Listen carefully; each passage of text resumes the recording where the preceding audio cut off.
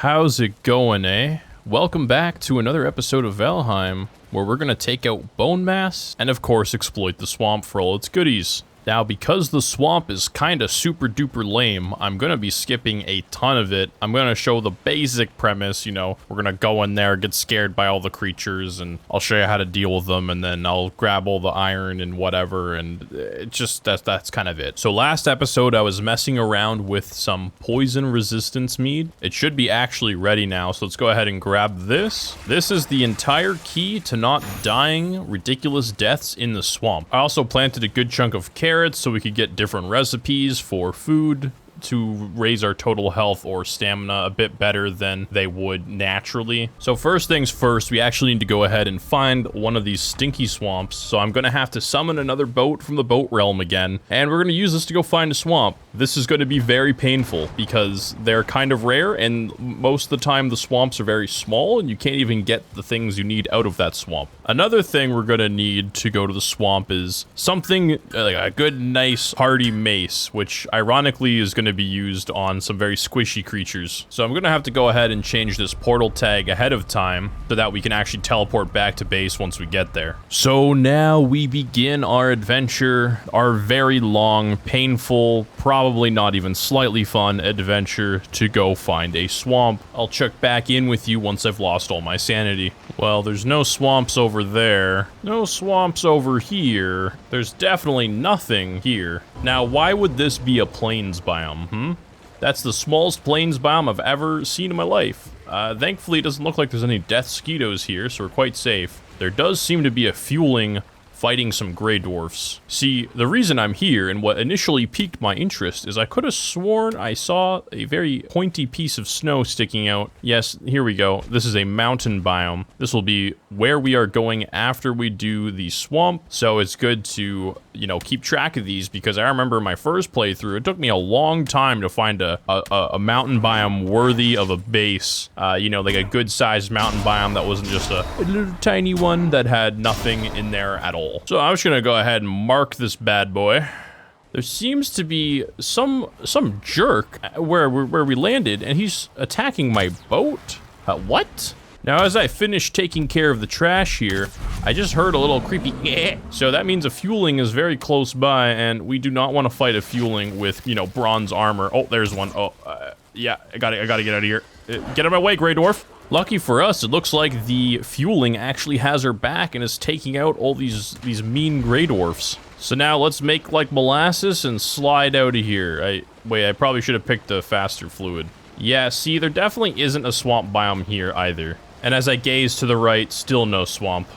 Still no swamp. Wow, is that a swamp tree I see? So now we're just gonna come in and just squeeze right in here, nice and smooth, no problems. And we're gonna probably set up a little portal here, which is right on the edge of the swamp, so that way we're not in the swamp. And then we'll go examine the swamp. These gray dwarfs seem a little stressed over there. I think maybe a leech from the swamp has made its way over and has murdered all the gray dwarfs. There was actually a lot of water between that area I had set up my portal and the swamp, and because of leeches, I don't exactly want to go for a little swim here, so I'm going to have to move myself into a better position, such as this nice little tight crevice here.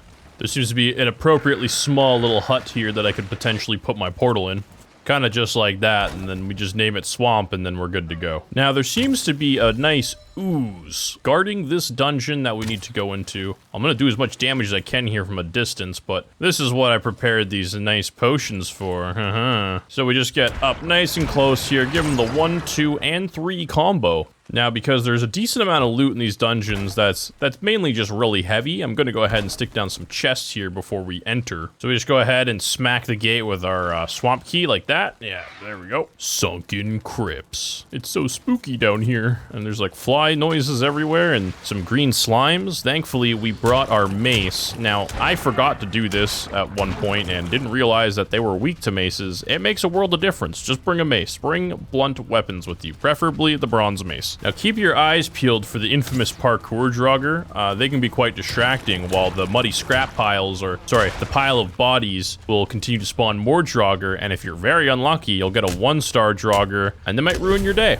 As per fashion here, we're just gonna go ahead and use this vein miter. Oh yes, to grab a ton of iron. Now, this is very inefficient on the pickaxe, but I don't care because it saves a lot of time.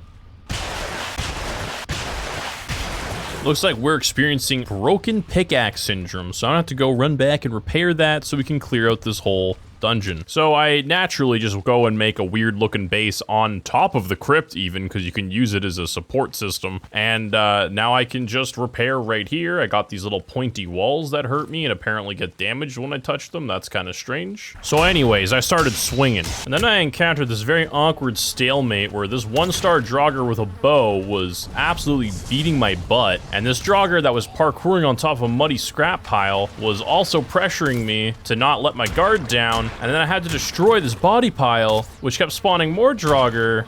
Yeah. I forgot about the Wraiths. They're this weird ghost thing that don't do that much damage or something, or just miss, or I guess I'm just too good and I dodged, but they drop chains, and I think that's it, actually. Believe it or not, you can't actually craft chains as far as I remember. Maybe they fixed that, or maybe they changed that. Yeah, so you have to kill them or explore crypts to get chains.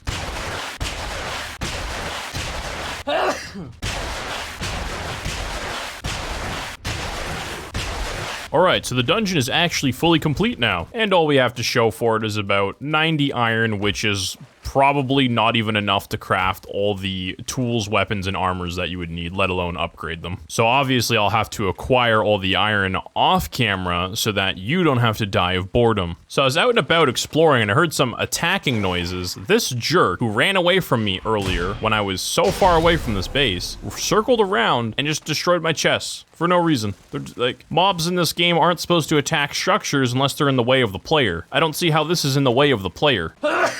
Okay, so I've set up a little smithing system here where I'm gonna go ahead and, you know, try to make that iron into some usable materials here. So here's our first piece of iron, and there's literally 500,000 recipes, so I'm gonna have my screen blocked for at least the next hour. 1 hour later, now that my screen isn't filled with new unlocked recipes, I can go ahead and place my favorite item from the iron sort of recipe chain, and that's the reinforced chest that can hold every item in the game. Not even kidding. I'm actually just kidding a little bit. It's quite a bit bigger than a normal chest though, about 3 times as bigger. Let's go ahead and get started on this now because, you know, fermenting takes quite a while in the game. Let's go ahead and stick some frost resistance in here to ferment. We are going to be needing those relatively immediately after fighting BoneMass. So now we're going to finally get started on making all this iron armor, all this iron gear. I'm going to have to upgrade it all. It's going to take a lot of iron. I'm going to probably show absolutely none of this because of how long it's going to take and how unfun it's going to be. This is pretty much what the armor is going to look like though. Pretty pimpin', not gonna lie. Yeah, the troll cape, we got the blue shield, we got the iron armor. It's a nice blue silver theme, you know? We feel quite fantastic here.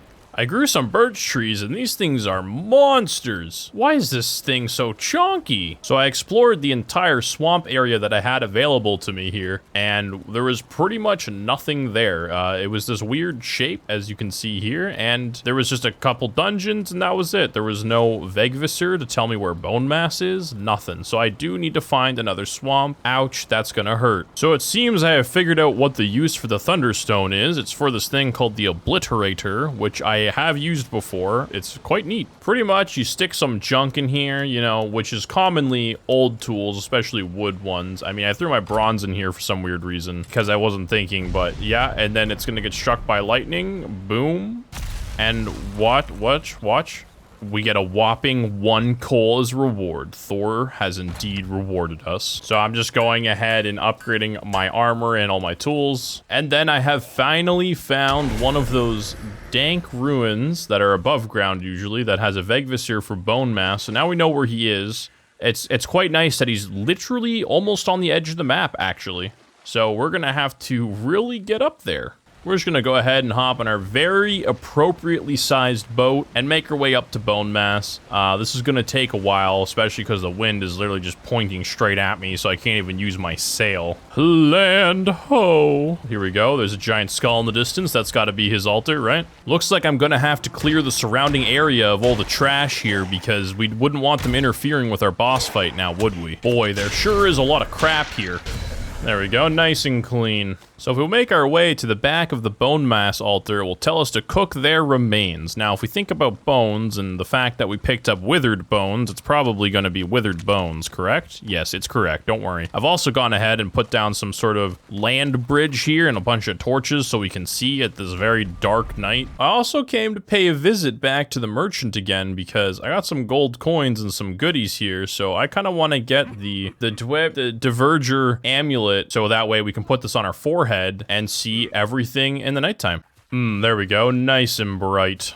I bet our fermenter has a present for us. I knew it. Don't you hate it when you're just trying to cook some stew and then you just die from the smoke that's everywhere? 'Cause I do not. So the area around BoneMass has quite a lot of water. I'm gonna go ahead and just kind of flatten out the area a bit in case I need to run around. This shouldn't take too long.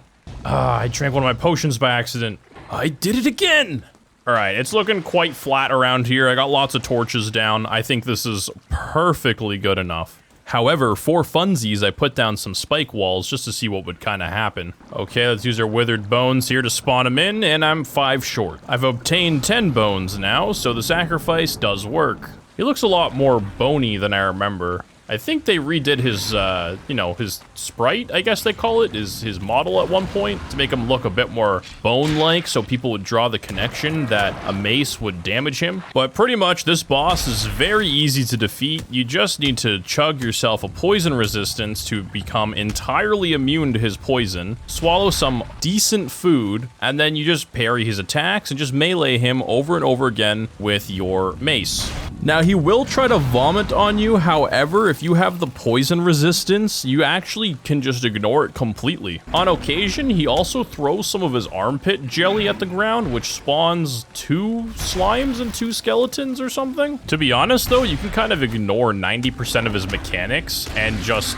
you know, drink a poison resistance potion, and it's whatever. So here's our BoneMass trophy. He also gave us a wishbone, so now Hugin is describing how we would use that and the potential progression that would come afterwards, such as getting silver from the mountains. So then now we just stick BoneMass's trophy where it belongs. 3 out of 5 bosses done. His ability you get is quite powerful. He's able to essentially reduce all the damage types that you would take aside from like poisons or any sort of magic or mystic damage, whatever. And I do believe it's up to 60%. So because I'm using a mod that essentially makes my powers a passive, I will not be using this one because that would be very strong. However, using the power for things such as Tailwind, reduced sprint stamina, or more damage to trees is hardly even that powerful. But yeah, that pretty much wraps this up. That was the swamp condensed into 1 episode. You're welcome, because that was painful. The mountain biome isn't necessarily that hard. Like, the progression there is quite simple. You just have to use the wishbone to find silver. You know, you make your next tier of armor or whatever.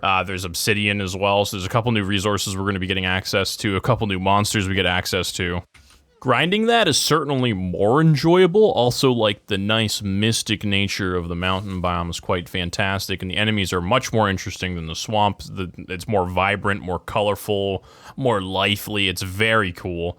So that's going to be the next one, and we're going to probably fight Motor in the same episode. And from my experience, getting to Motor's altar is probably the most painful part about that whole experience. But anyways, thanks for watching, and I'll see you in the next episode.